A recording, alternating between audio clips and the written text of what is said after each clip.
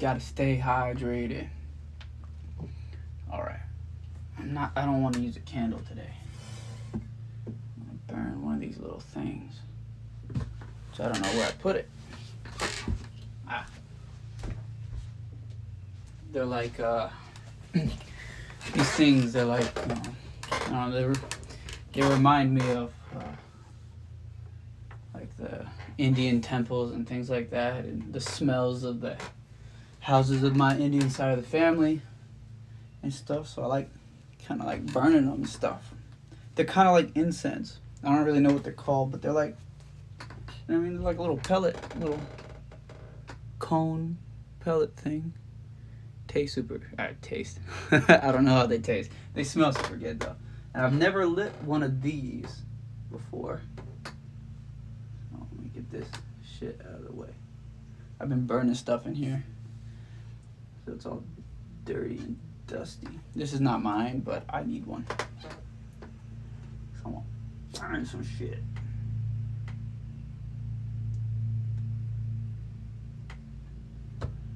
Oh. That's hard. Okay. This week. What did we do? We dropped Waiting on You, which is which is like a semi love letter kind of deal, but it's more like specifically geared towards like a letter from me to the fans, not like any kind of, you know what I mean? So, just wanted to put that out there. In terms of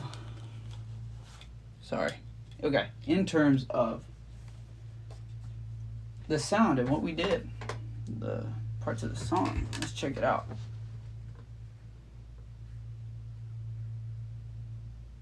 Oh, it's in the corner. That's weird. Okay. I remember this song in particular, the lesson that I had learned engineering and producing wise, like general like creation wise, was to start approaching every song in terms of when you create the beat, you're creating like a world, especially, you know, ones like this. But just in general, you should do it with every one, even if it's like a very small. Like you can do a one size fit all for like your vocals and things like that, but at the end of the day, you can have very nice sounding, customized, like good variety from each song to the next, showing your actual talent and potential and stuff. By approaching, at least for me, I approach the like whenever I do the beat is, it's especially the sample. I spend a lot of time on the sample, making the or whatever chords if I'm doing it myself, creating some kind of like world to live in, and then I operate within that world everywhere else. And if something doesn't sound right, it's because of that. You want to make sure that you stay in that world that you create with the beat or whatever sample and stuff like that. Everything else needs to fit inside of that. So that's what I do with the vocals and everything else. Like I've never done this before, but in terms of the actual thing, let's start with that. So the sample, this one was a sample, and it's like that. So actually, this right here, I started off without. It doesn't sound like that. It sounds like this.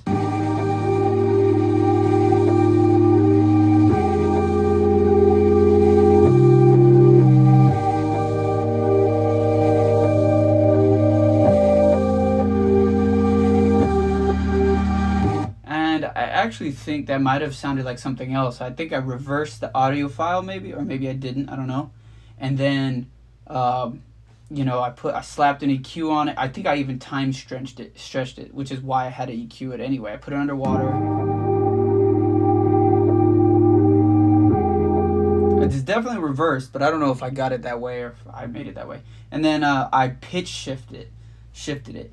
One of the things for me is that like whenever there's like a sample or whatever I create in the background, whatever like range that sample is in, that's usually where I perform in. And it was just a little too high. It didn't sound good to me. Not for what I was trying to do. So anyway, I pitch shifted it down like 5 semitones. And that's how I ended up with this. Turn that up for you guys. Now there's a lot of low end in that, so I didn't even bother with an 808 in the song because that's kind of what I wanted. So it was like this bubbly sounding, like, you know what I mean? And so that was the world that I created. Now you have to operate within it. So then I started applying like the snare and things like that. The snare without the EQ sounds like this. Oh shit, that's loud. But you see how that sounds terrible? Let me turn because I add a lot of reverb. You know what I mean? So in context, like, it sounds, come on, you know what I mean? Obviously that doesn't make any fucking sense. So I EQ'd the fucking dog shit out of it to really fit like the narrative of what I wanted it to be. And then I added, once I got it to the quality, the smooth, like, of that I wanted it to be, I turned on like a ton of reverb on it and EQ'd the reverb as well. I took, basically, it was just a low pass, and I took off everything. It was at a 12 dB, and the Q was at 70.71. I took it down to like 2800. And anyway, so now the snare sounds more like, you know what I mean? Now it's way in the fucking back. And it fits. Now it operates inside of that realm, that fucking environment that I created with the beat itself. And I did the same thing with the kick and the hi-hats, you know what I'm saying? So the next thing I always do after my snares, you guys should already know, is I put in the hi-hat. Now, this one I didn't use a whole lot of hi-hats. It only came in certain parts of the song. That was just a taste thing. I don't usually do that. Usually I like to keep it kind of consistent and just a range. But I didn't even, for like half the song, didn't even have a hi-hat. But the hi-hats, let me solo those. Same thing though. Without the EQ, sounds absolutely horrible. That would never fit, you know? So, with the EQ, I don't know if you guys can hear it, but it basically took all the sharp metallic sound out of it. So, then we're able to put that back in context. You see how it all is fitting in there. You can't just go put a random fucking hi-hat somewhere, you know what I'm saying? You always gotta be working on it.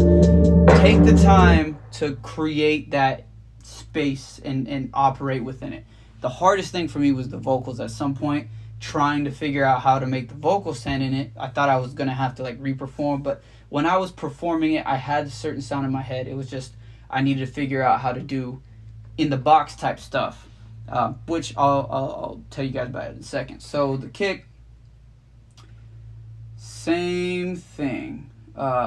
I'm just going to go ahead and play it for you guys. I'm not going to sit there and tell you how I EQ'd it. It's kind of like the standard way, you know, low pass, take a little of the sub frequencies out and things, and you basically got,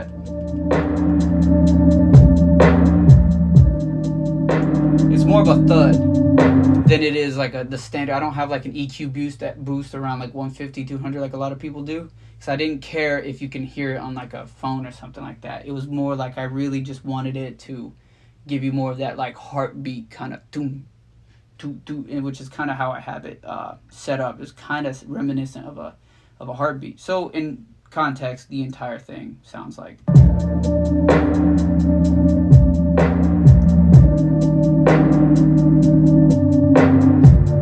Now with the vocals, I think in retrospect I might have made them a little too sharp, but oh well, you know, obviously I'll do better with that in the future.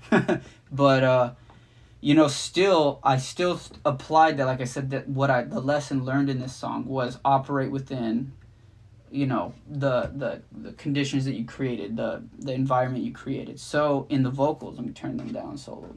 I've been waiting on you to come to me. So I don't usually show you guys how I do the vocals or anything, because, you know, it doesn't seem like there's a lot of interest there. But I thought this was really cool because it's the first time I used like a ridiculous amount of reverb and stuff while knowing what I was doing. Because nowadays you don't want to saturate your stuff with just reverb just for the sake of reverb. That shows your inexperience, you know.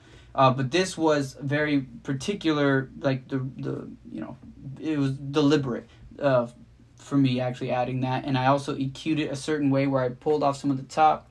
I actually ended up adding it back in, which I retrospect shouldn't have, but it just is what it is. So anyway, in context, you can see how that reverb and stuff kind of sits. I'll take the reverb off. I have 2 reverbs on it, I think. One long and one short.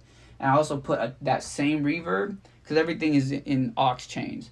So the delay and the reverb are on a bus or an auxiliary chain, whatever you want to call it, with their own little things on it to make them sound a certain way. And I have a ridiculous amount. I'm talking like above 0, like, oh, no, not above 0. It's at -2, so really close to 0 mixed in. And then I did roll off a lot of the top and things like that for the reverb and the low, because when you put that much reverb, you don't want it, especially with how much low end you have when you pitch down a sample. You don't want it to clash too much. But I had heavy delay, and I sent that as well to the bus for the reverb, and then saturated that with it as well, so that your reverb, your delays come out sounding like they're some kind of, like you're in a hall in an environment, like in a mount, I don't know, somewhere where there's like a big, like, you're standing on a cliff and the cliff goes around in a circle, and down below is like this other little thing, and it's like this big cool little surreal type world and things. And anyway, whenever you speak, it echoes in a certain way, and that's kind of what I was going for, because that's what I kind of felt in my head. So without it, you'll hear, I've been waiting on you to come to me, which usually that would have been fine, and it doesn't sound terrible. But if you add in, I've been waiting on you to come to me, it operates within that environment so much better. It sounds really, really good. And then I'll take off the reverb, but I'll add in the delay, so you can hear how that kind of sounds. I've been waiting on you to come. So this one, what I did, I'm pretty sure, is so I did like a quarter note delay like regular, but I added a tremolo on there. So, and it was like a half note, not quarter note, it was a half note delay. And the tremolo is itself, which basically means it throws it from one speaker to the other, was also on a half note. So as you're getting them, it's like kind of going from side to side and kind of making your head go in a spin with all the, on top of that you have the reverb and the delay and stuff like that. So it gives you this real interesting, image in your mind whenever you're listening to it. That's kind of what I was going for. So with everything in, I've been waiting on you to come to me. Hey, waiting on you to fuck with me. Yeah. You know what I mean? It's like as if you had walked into like the side of a mountain, like in a whole cave somewhere, and realized that there's this big like kingdom on the inside for some reason, and you started like, saying words, and that's how it would sound coming back to you. This massive corridor chamber type thing. Anyway, that's it. That's how I made this song. You know what I mean? Retrospect, I feel like I can even do it right now. I would have gone to the vocals. I would have added a little something, probably just to give it more clarity, because at the same time I then would have taken out a bunch. Yeah, and then turned it all down. It's the way that I got it set up. And it would have sounded way better, I think. I've been waiting on you to come to me. Yeah. Waiting on you to fall with me. Yeah. I don't wanna fall. So it's like little things like that. When you're going from song to song, you'll realize, like, as you improve and learn, you're like, oh shit, I rolled too much off the bottom end. I thought this was just what everybody did in the industry. You know what I mean? All sorts of nonsense. Adding compressors here and there where you don't need it. That's another thing. I have it rolled off too much in the low end. Personally, I don't like to do that. I don't like to have it rolled off. I only roll off up to like 40 or something. Like, I really don't roll off all that low end in my vocal like a lot of people do. Because I want to hear how I sound. It's the reason that I sound the way I sound. And I record it with my voice in mind, and I write it that way as well. And you just learn little tiny things that from the songs I make now, I mean, aside from the performances and the writing and stuff, and just, I guess, the ability to create things and stuff, the workflow, you also will start feeling like, oh, you could go back and just create them, make them sound very close to what you do now. It's just these little things that you didn't know, which become like creative rule of thumbs for you, or creative like understanding, know-hows, like things in your tool bag that you'll understand. Because not every song is the same, and whenever you're like, I need to make this thing happen, and also understanding like the baseline of your vocals. But anyway, that's how I made the song. That's kind of the lesson I learned, is operate within the environment that you create, typically with the sample. But because then, once you start adding the drums and things on top of that, is whenever it starts getting weird, if you aren't operating inside of that. I know I keep saying operating, but that's because I really wanted to be deliberate with the idea of like, you create this space and you have to, like, as if you had a machine in there or something, and you had to be very careful with navigating around and not busting holes and shit all over the place. That's super, super important when it comes down to it. That's why I keep saying operating. You have to operate within the environment of the sample. So you can't have like a blasting, hi-hat or snare or kick that's got all this craziness going on into it, with all this distortion and things, when you're trying to have some kind of soft, like, low rumbly, chamber thing effect like I was having going on there. So anyway, that's what I learned. That's how I did it. Appreciate you guys watching. If you have any questions or anything like that, you know what I'm saying, hit me up in any way, shape, or form. You can DM me, you can leave messages in the lives, you can come through, drop stuff, comments anywhere. It doesn't really matter. I respond to everything, even on YouTube. Just anywhere you can send me a message. If you want something answered or anything like that, feel free to hit me up. I will do that, no problem. And yeah, that's it. I'm gonna see you guys on fucking Tuesday, baby. Much love. Keep it going.